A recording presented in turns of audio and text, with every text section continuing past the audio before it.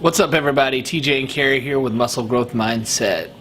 We're going to dive back into insulin a little bit. We've done a video on insulin, and we've had, done some research, and we've had some questions, and we know that carbs have a relationship with insulin. Mm-hmm. There's an effect whenever you take in a carbohydrate. There's an effect, it triggers an insulin response. So we also know there's complex and simple carbohydrates. Right. So there's a difference in their effect on insulin, right? Absolutely. Complex carbohydrates need to be processed by the body to change them into simple carbohydrates. It's a pretty easy process, but it still has to go through a chemical change. Simple carbohydrates, when you take those into your body, they are in your system within 3 minutes. And okay. So what's some examples of simple carbohydrates, just for the people that don't know what's simple, what's complex? What dictates a complex carb? A complex carb is going to be a starchy carb, which is going to be like potato, sweet potato, rice, oatmeal. These are things that need to be processed by the body to turn into. They have fiber. Not necessarily. Starch and fiber are two different parts of complex carbs. Fiber, our body can't digest on its own. Starch, we just have to process and turn it into glucose. Okay, I want to come back to that in a minute because I have a question there, but okay. I don't think we're quite ready for it. So you said simple carbohydrates, so that would be things like sugar, honey, maltodextrin, sucrose, candy bars. Candy bars. Fruit? Yeah, fruit. Fruit's a little bit different. Because fruit, people always say fruit is sugar, right? Right. I even said that, but absolutely it's not. True. It is, but it's not. There's also a fibrous aspect of most absolutely. fruits. So, like, if people are talking about juicing being so healthy for you, I'm like, not really, because you're taking out some of the best part, the fiber. Because there's a lot of fiber in fruit, it's in pockets, like the fiber's wrapped around the sugar, and so fiber gets digested by the bacteria in our gut, and so by the time when it gets to the gut, the fiber gets broken down by bacteria, the sugar is released, so it's more of a time release sugar. So you want to stay insulin sensitive, which means not spiking your insulin levels, and fruit's a good way to do that, as long as you're not blending it or juicing it or chewing the hell out of it in your mouth. Yeah. Okay. So simple carbohydrates, you get a big insulin spike, mm-hmm. right? You take in the sugars, they're broken down really quickly, and your insulin levels go up, which opens the gateway, yeah. for, glycogen stores into your muscle, right? Which that's a good thing if you're about to work out. About to work out, if you're right around a heavy, intensive workout. So if you're going for a run, if you're going to do a hour-long bodybuilding workout, these are good things. Otherwise, you're just causing potential harm to your body. This is how diabetes develops, type 2. And this is it's an energy thing. You're going to get great energy for a minute, and then you're going to have that crash that a lot of you guys have heard about, that sugar crash.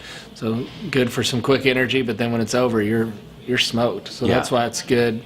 More of those complex carbohydrates are good for sustained long energy. Absolutely. Because that fiber allows the carb to be processed a little slower, broken down and utilized for energy a little slower. Mm-hmm.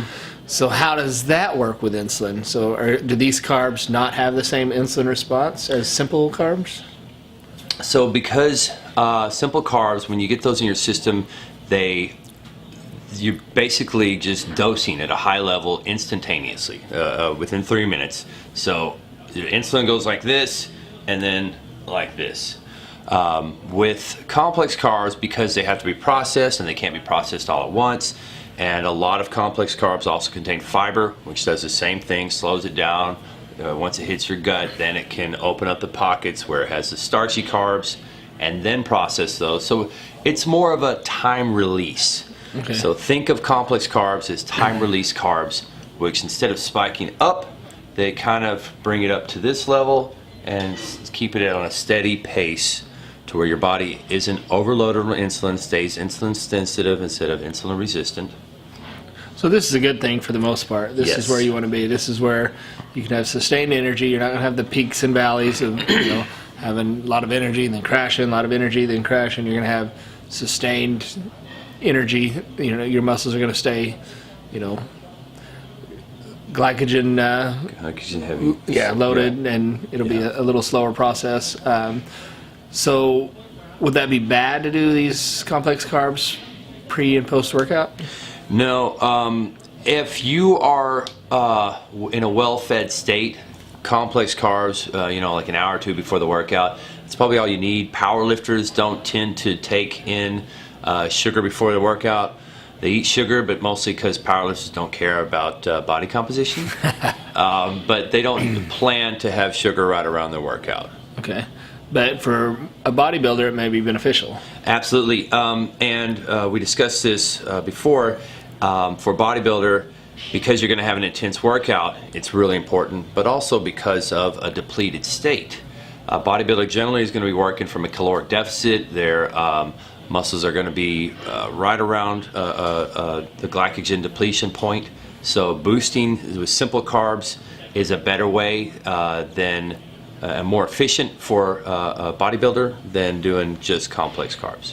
Yeah, I think as a bodybuilder, you're in that depleted state, and that's where you want to be to burn fat throughout the day. But when it's time to work out, you want to be able to perform. You want to have those glycogen stores so you can push the max amount of weight you can, get the most intensity you can, reach that lactic acid threshold that we talked about last week.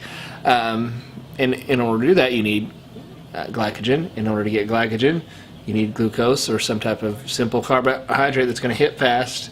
You're going to utilize it because you're working out. It's not like you're going to just have that sugar sitting in your body.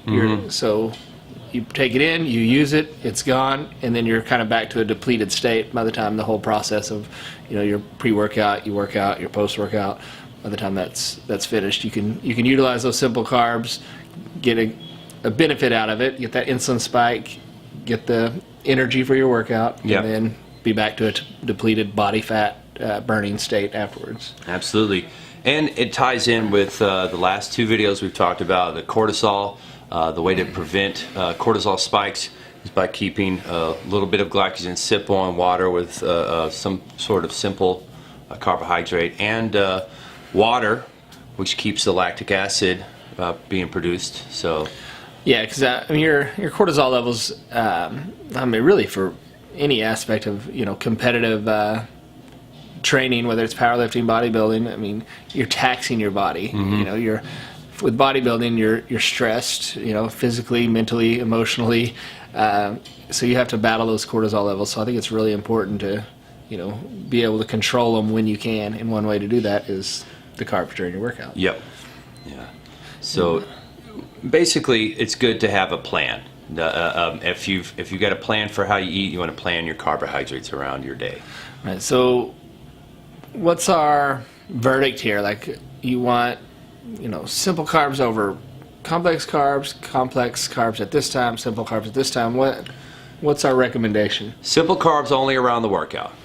Pre, post, and in the middle of the workout. I wouldn't load up on all three, but if you've measured it out, you can do some either before and during, or during and after. Complex carbs for the rest of the day, except of course at the very end of the day. If you're eating a meal right before bed, don't eat complex carbs, because they flood your system right before bedtime and they're not going to be used. So it's basically like eating sugar. Yes, and that's gonna affect your growth hormone production. Absolutely. Go back to our growth hormone video if you want to know more about that, because you're going to get an insulin production means no growth hormone production. We won't get into all that right now. One more thing about fiber. A lot of people discount fiber as because we can't process it.